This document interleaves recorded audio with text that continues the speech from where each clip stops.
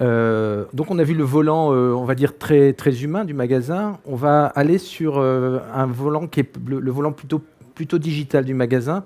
Je vais appeler pour cela Viviane Lipskier, si tu peux nous rejoindre. Voilà. Hello. Donc, Viviane, alors, tu es Global Brand Stratégiste. Tu as fondé une agence de conseil qui s'appelle Brand Alchimie. Et tu as aussi écrit un livre qui sera d'ailleurs en dédicace tout à l'heure, je crois, sur le stand du Furet du Nord. Un livre qui s'appelle Digitally Native Vertical Brand, les surdoués du commerce de demain. Digital. Les surdoués du commerce digital. Digital de demain, commerce digital, d'accord. Absolument. Donc, ce que j'aimerais, c'est que tu nous présentes un petit peu ta réflexion, parce qu'il y a une somme d'informations et tu es parti sur un principe que tu vas évoquer, que tu vas développer. Mais je voudrais que tu commences déjà par nous expliquer, parce que tout le monde n'est peut-être pas familier avec ces mots, ce que c'est que le Digitally Native Vertical Brand. Oui, je ne vais pas y manquer, tu penses bien. et je te rejoins dans 20 minutes. D'accord, à tout de suite. Alors, je m'appelle Viviane Lipskier, j'ai créé Brand Alchimie pour accompagner la réflexion stratégique des marques. Oula, on est très dans la lumière. Accompagner la réflexion stratégique des marques dans leur réflexion direct to consumer. Direct to consumer, c'est les Digital Native Vertical Brand sont une partie de cette économie qu'on appelle direct to consumer. On va le voir tout de suite. Ce qui m'a motivée particulièrement, ce qui me passionne dans la vie, c'est d'aller à la découverte de l'innovation, des avant-gardes créatives, de comprendre, de décortiquer et de voir comment elles modifient notre société aujourd'hui et surtout comment elles vont modifier en profondeur la société de demain. Et c'est ce qui m'a amené à écrire ce livre sur les Digital Native Vertical Brand. Alors, je vous propose une petite vidéo en immersion et regardez bien et ensuite je vous pose une question.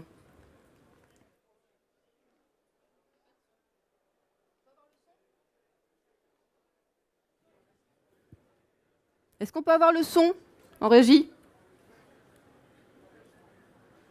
Ok, normalement il y a du son.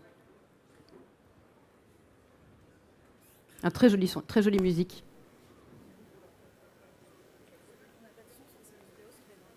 D'accord, ok.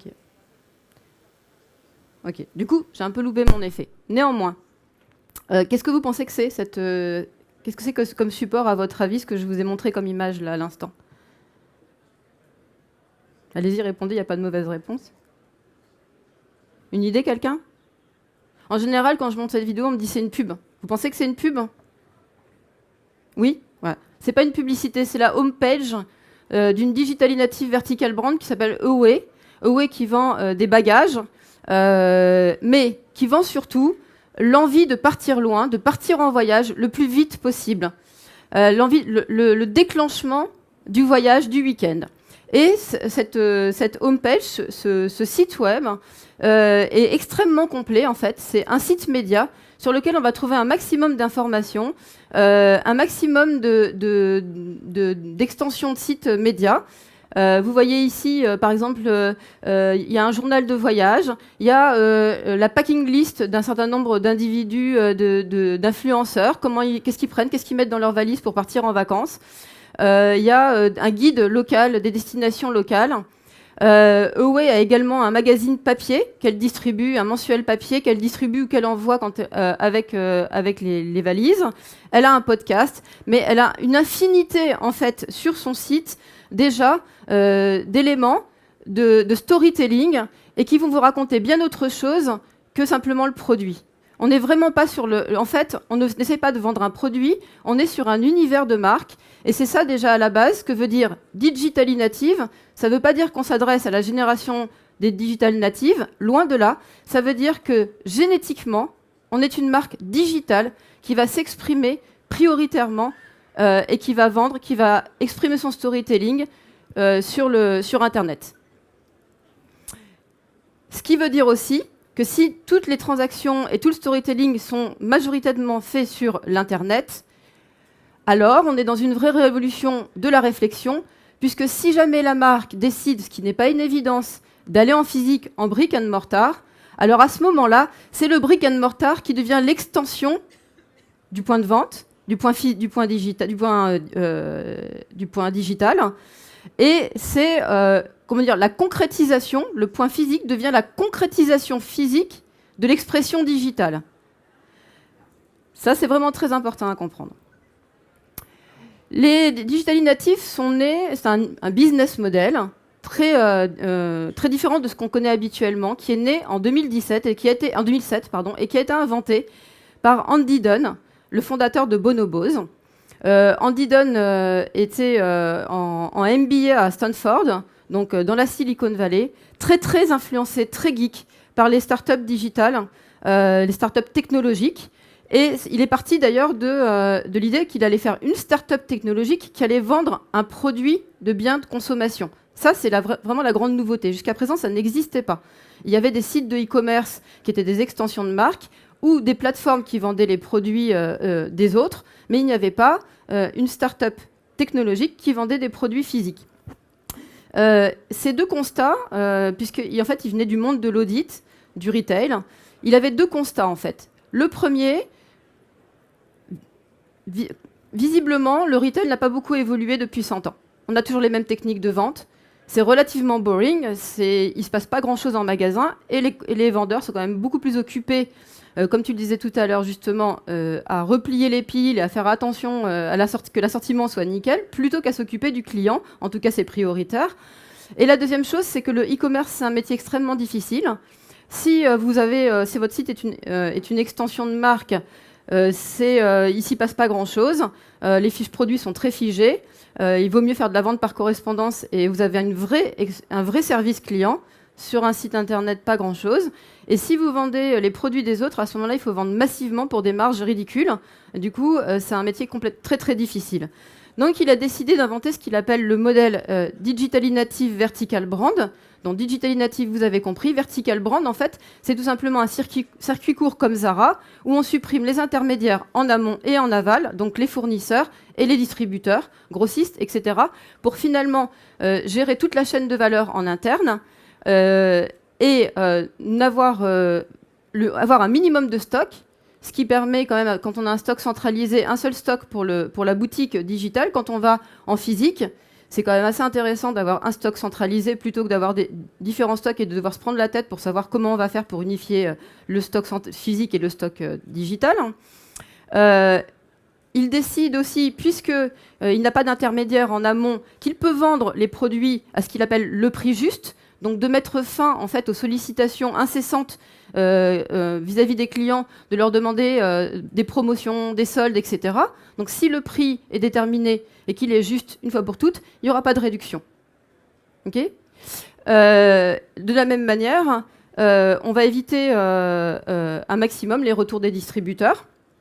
Et enfin, on utilisera au minimum le budget marketing traditionnel et au maximum les moyens digitaux.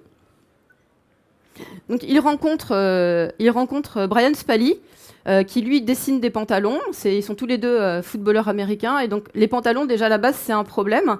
En 2007, Brian Spally dit, en fait, j'ai le choix entre deux pantalons, soit un pantalon baggies qui ressemble à rien, soit un pantalon il dit à la parisienne, dans lequel je suis incapable de m'asseoir avant qu'il craque. Donc, lui, il dessine des pantalons, c'est sa passion, il les vend à l'arrière de sa voiture sur le campus. Et ils décident ensemble de créer une marque exceptionnelle, digitale, le magasin virtuel, avec l'idée qu'une expérience incroyable, c'est un mix entre un excellent produit, c'est intangible, un excellent service client, mais aussi une excellente expérience de marque. Et l'expérience de marque, c'est ce que je vous ai montré. Malheureusement, vous n'avez pas eu le son, mais c'est tout ce contenu médiatique et cette gestion du site internet qui est bien autre chose qu'une boutique, qu'un site de vente en fait.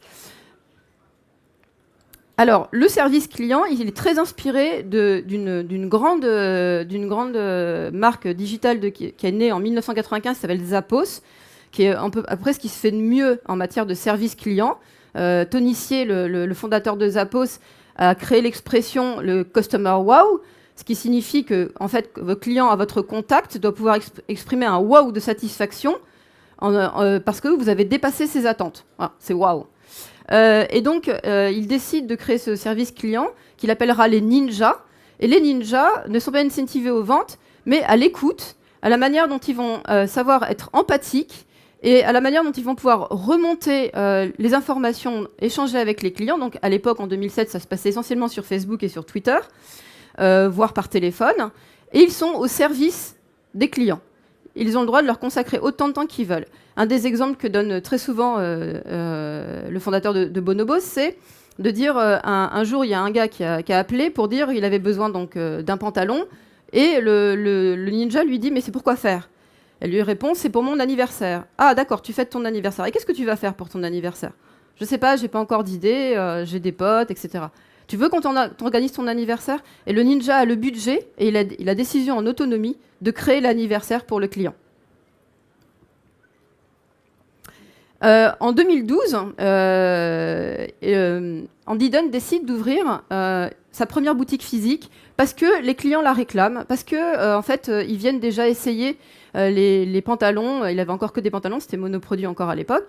Ils viennent essayer les produits dans leur bureau. Mais il se dit c'est pas la peine de reproduire ce qui a déjà été fait. On sait bien que ça fonctionne pas et que dans notre business model, ça va le dégrader. Donc il décide d'ouvrir ce que USA Today appelle une boutique qui ne vend rien, c'est-à-dire un showroom en fait expérientiel. Alors vous voyez, la photo date de 2012. Vous voyez l'espace est plutôt dédié en fait à la détente, à l'échange. On y vient comme dans un appartement familial. On prend rendez-vous avec un guide shop, donc c'est comme ça qu'on n'appelle pas ça des vendeurs, mais des guide shops, qui vont vous consacrer donc du temps à vous personnellement pour une séance coaching, pour vous donner les éléments de culture de marque, et vous pourrez essayer, puisque tous les produits sont à disposition, mais en revanche, vous ne pouvez rien, vous ne sortirez pas avec un sac. Soit on vous enverra les produits chez vous dans les 2 heures service gants blancs, soit vous les retrouverez dans votre caddie sur le site internet. L'idée, en fait, c'est de transformer radicalement ce que c'est qu'une boutique en décidant que ça n'est plus un espace de vente, un espace transactionnel, mais que l'espace physique devient un espace d'expérience, de relation avec la marque et un espace marketing, du coup. Ce qui pose pas mal de questions sur la valeur du coup qu'on donne, la manière dont on va calculer le ROI d'une boutique. Hein, si on n'est plus là pour vendre, et qu'on est là pour faire du marketing et faire de l'acquisition client, ça pose quand même de nouvelles questions. Et c'est très révolutionnaire. Alors, pour résumer finalement ce qu'Andy Dunn a inventé, ce qu'il a dit, c'est que je ne vais vendre que les marchandises que je fabrique, pas des marchandises des autres. Ce faisant, je n'ai plus besoin de déterminer mon prix par rapport à la concurrence. Mon prix est déterminé par rapport au prix sorti d'usine, avec une marge de 3, et je vais être transparent là-dessus par rapport à mes clients. Donc je serai propriétaire de mes marges, et mes marges ne seront plus construites en fonction de ma concurrence. Troisième point, je suis propriétaire de ma technologie. C'est lui qui a construit, parce qu'il a fallu adapter la plateforme technologique. Il n'y avait pas de plateforme existante. À l'époque, il n'y avait pas de Shopify. Donc, il n'y avait pas de plateforme existante. Donc, il est propriétaire de cette technologie et de sa data client, puisqu'il est au contact direct avec ses clients. Il est aussi propriétaire de l'expérience. Il détermine l'expérience, puisque même quand il va ouvrir un point de vente physique, ça sera sous contrôle de sa marque, dans ses espaces. Et si ça doit être fait en partenariat, ça sera quand même avec ses propres guide shops, jamais un espace qui sera sous responsabilité d'un tiers, d'une marque tiers. Et surtout, il dit, ce qui nous intéresse, c'est de construire la marque avec les clients, de la co-construire et de co-construire l'expérience et le service en fonction des envies et des besoins des clients. Ce qui veut dire qu'on met fin à ce qu'on appelle la marque top-down, qui décide pour le client et puis éventuellement remonte ce qui ne va pas et ajuste. Là, on construit en fonction de l'envie et des désirs des clients, ce qui est complètement différent, et on arrive dans ce qu'on appelle une marque kaléidoscopique. Le modèle a été ensuite complété par d'autres entrants. En particulier, il a été complété avec ce qu'on appelle la notion de radical transparency. La notion de radical transparency a été inventée par Michael Pressman pour la marque Everlane. Donc l'idée d'Everlane et de Michael Pressman, c'était de dire faisons un luxe qui soit à prix réel, avec l'esthétique comparable à celle de Céline, français, et radicalement sustainable dans toutes ses actions. Ça a été le premier en 2012, a montré une infographie très simple. Dans l'univers de la mode, vous le savez sans doute, on ne décompose jamais les prix, on ne dit jamais au client final quelles sont les marges et combien a coûté réellement les vêtements qu'il porte.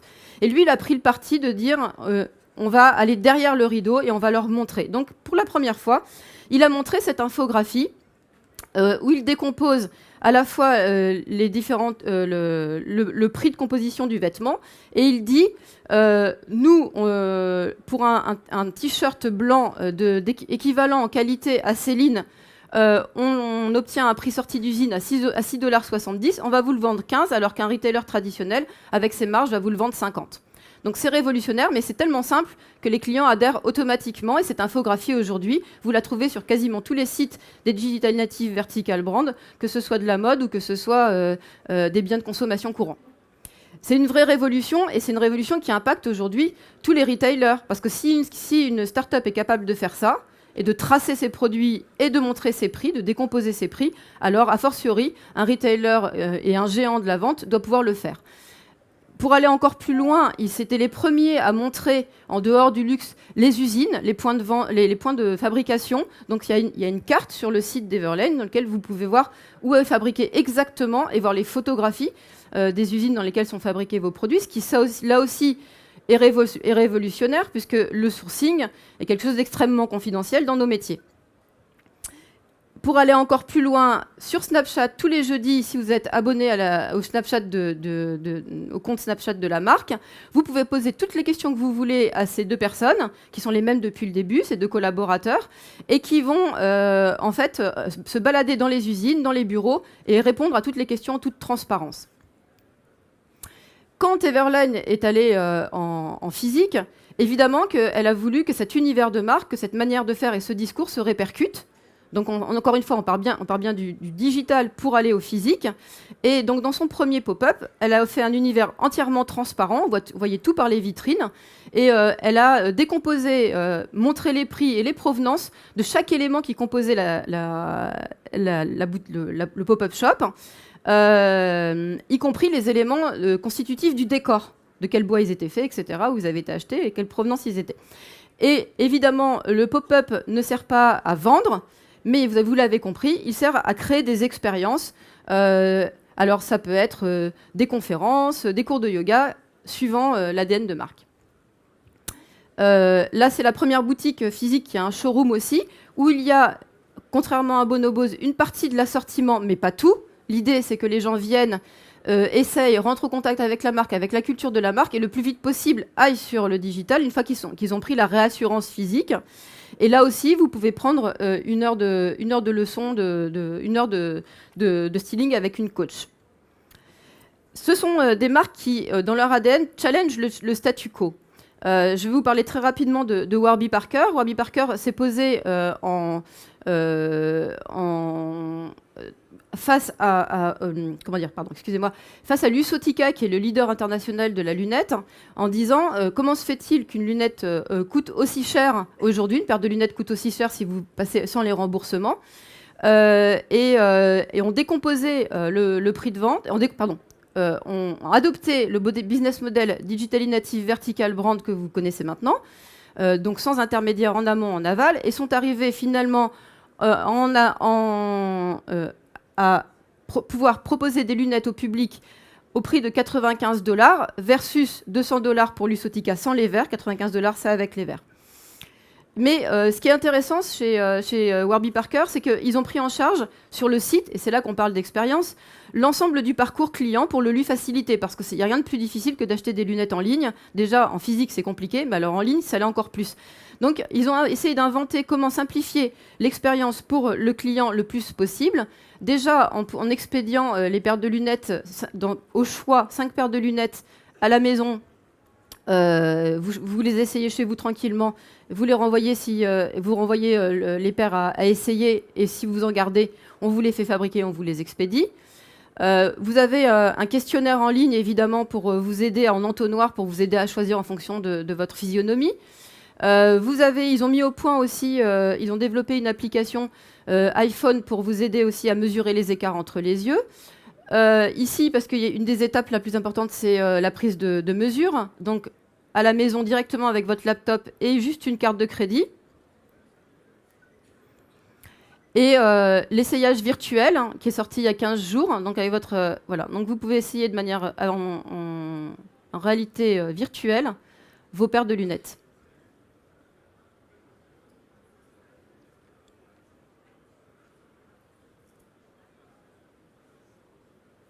Voilà, vous avez compris. Donc Warby Parker a testé toutes les solutions possibles et imaginables pour aller à la rencontre de son public et faire connaissance avec lui. Parce que quand vous êtes digital, en fait, le seul frein que vous avez, c'est que vous parlez jamais physiquement avec vos clients et vous avez très peu finalement de remontée terrain. Donc c'est essentiel d'aller à sa rencontre. Donc ils ont testé le bus scolaire, ils ont testé l'attente sur les festivals, la mise à disposition dans les hôtels de ce qu'ils appellent la readery.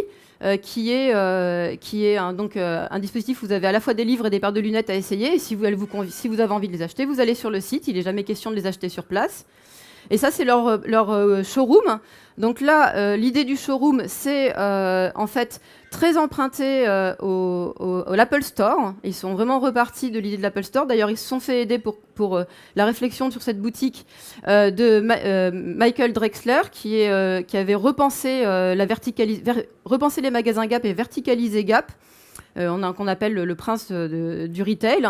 Et vous voyez, en fait, c'est un mix entre une bibliothèque municipale, c'est d'ailleurs repris de la bibliothèque municipale de Stockholm, des plafonds très hauts. Il y a des livres qui sont accessibles. Les livres sont classés par couleur, d'ailleurs, ils ne sont pas classés par auteur. Les lunettes sont en accès libre, elles ne sont pas derrière des vitrines. L'idée, c'était de faire vraiment du design d'expérience et d'éviter toutes les interactions inutiles avec les clients et de favoriser plutôt l'échange. Donc, les vendeurs se baladent avec des tablettes. Personne n'attend derrière un petit comptoir avec des petits miroirs. Il y a des grands miroirs, au contraire. Presque, vous pouvez faire des photomatons avec vos amis. L'idée, c'est de venir dans ces boutiques et d'avoir une expérience fun avec vos clients. Je vais m'arrêter là, je n'ai pas le temps d'aller beaucoup plus loin. Vous retrouverez tous ces éléments dans le livre, bien sûr. Je voulais juste conclure en vous disant qu'on était juste qu'au début du e-commerce et qu'on voit déjà le clivage d'un côté entre Amazon qui permet une facilité de recherche, l'hyper-choix. Et de l'autre côté, on a ces marques qui sont toutes digitales aussi, qui en fait, je n'ai pas le temps de vous le montrer encore aujourd'hui, mais qui sont co-construites, qui donnent la voix aux clients et qui créent ce qu'on appelle une expérience physique, c'est-à-dire qui compensent le fait qu'elles soient extrêmement digitales en profitant de leur lieu physique pour en faire des endroits de rencontre et de lien social. Voilà, je vous remercie. Merci. Merci Viviane. Je te propose de t'asseoir dans un de ces fauteuils. Je vais demander à Ilham et à Jean-Michel de nous rejoindre, de prendre place sur un de ces fauteuils également.